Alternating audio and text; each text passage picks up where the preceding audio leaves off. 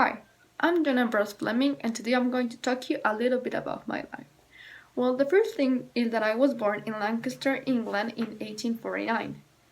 I proved to be a really brilliant young man because I delivered my first electromagnetism lecture at the age of 13. Then, at the age of 16, at the University of London, where in 1870 I achieved my university graduation with a great brilliance despite the economic difficulties that I had, which forced me to perform jobs that allowed me to obtain economic resources to finance my studies. I am a British physics and engineer, and I invented the thermomic veil. I studied electricity and magnetism at the University College, the Royal College in London, and the University of Cambridge, where I was a disciple of Maxwell.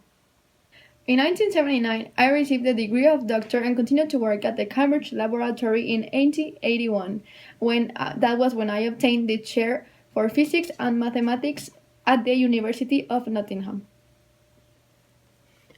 Oh, sorry, is that I love my mustache. But well, let's continue. Well, I was appointed as Professor of Electrical Technology at the University of College London in 1885 and at the University of London in 1910. You want to hear some anecdote? Well, it's that my notes explained in my lessons are really quickly, so it is practically impossible for my students to take notes. I received several awards through my life. Well, let's talk about them. First, it was the Gold Albert Medal from the Royal Society of Arts. Then it was the Freddie Medal from the Institution of Electrical Engineers. And then it was the Franklin Medal from the Institution of, let me remember, it was Philadelphia. And in 1929, the appointment of Knights gave me the treatment of Sir. Later, do you want to know what happened? Well, that's a good thing. In 1905, I patented the Fleming veil that served as a rectifying diode. Well, it was the year 1904, and as a result of these investigations, I discovered that by placing another independent electrode inside the infrared bulb and somewhat far from the filament, I will put you an image of my drop here so you can understand a little bit better. Well, a circulation of electric current was established far from the filament, which in this case is the cathode, towards the new electrode, which in this case is the anode, through an external circuit. And also, I invented the diode electric veil, which paved the way from later advances in modern electronics.